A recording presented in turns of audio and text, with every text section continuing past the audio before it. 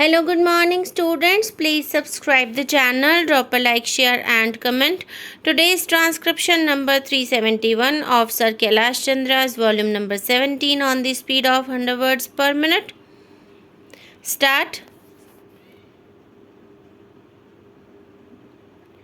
Sir, I support the demands for grants presented by the Ministry of Agriculture and I would like to submit one thing in this regard.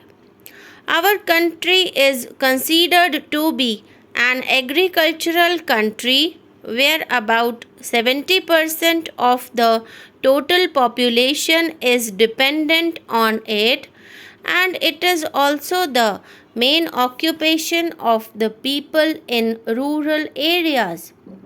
It is true that the country has made considerable development in this field after independence, but still it is essential to bring about further modifications in this field because with the constant increase in the population, our dependence on agriculture is also increasing and it has become a matter of great concern. We have to find out a way to reduce this dependence. About 2 years back, some states of our country like Gujarat, some parts of Andhra Pradesh and Rajasthan were hit by one of the most severe droughts after independence. But the government under the worthy leadership of Shri Rajiv Gandhi readily met the challenge and did not let other parts of the country face any problem due to drought. The ministry deserves to be congratulated for facing the challenge with all its might. Two types of methods are adopted for cultivation in our country. One is the intensive cultivation and the other is the extensive cultivation. The population is increasing at a tremendous speed, whereas the holdings are shrinking. So, it has become essential to emphasize the need for intensive cultivation. What is needed is to raise the yield of per biga of land.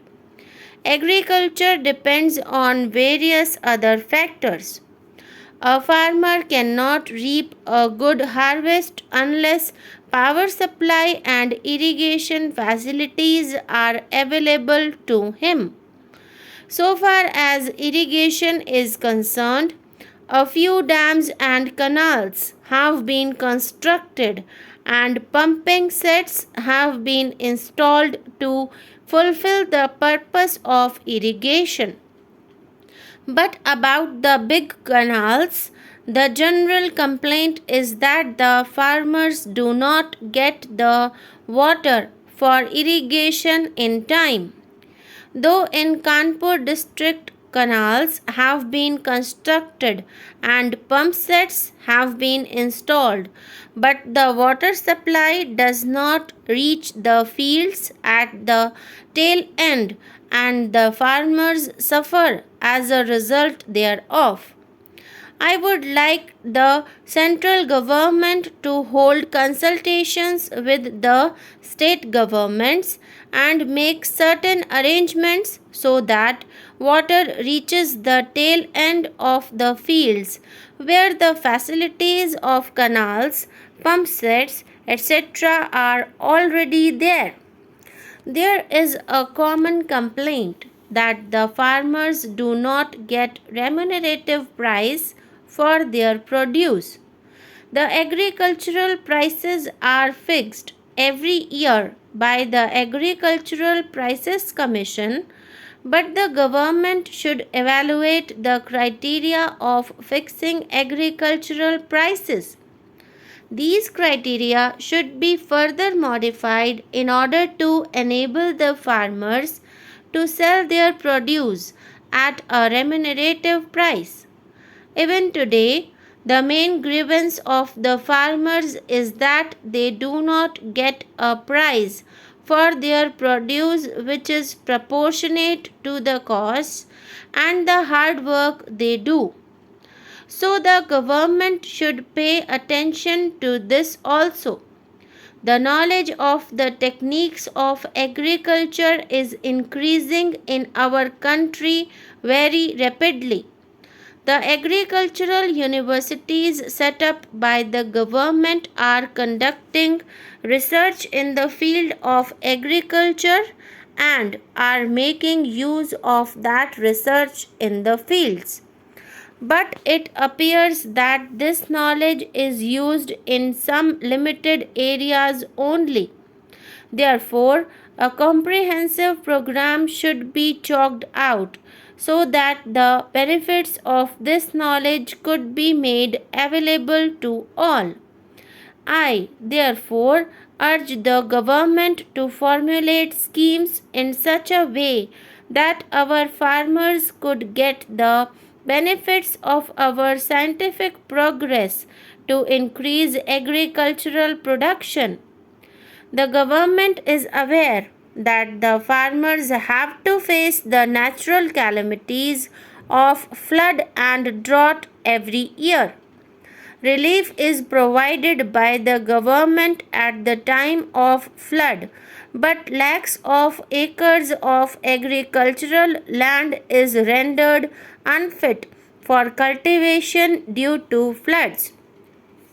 There is no doubt that agricultural yield increases following the flood, but the farmers have to face heavy losses prior to it. Therefore, arrangements should be made to check the recurring feature of floods in the flood prone areas. The calamities like flood and drought can only be prevented by formulating programs of permanent nature. In our country, agriculture mostly depends on weather conditions.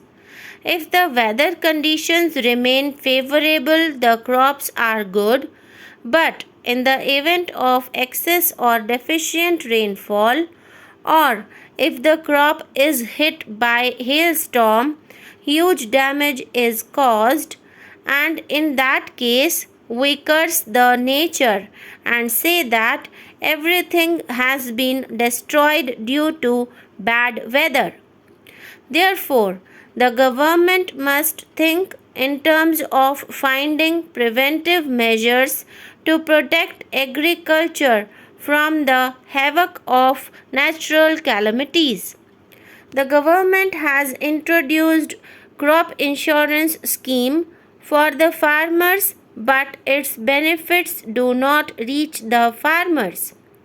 Arrangements should be made to ensure that farmers get its full benefits. The crops should be insured in every part of the country.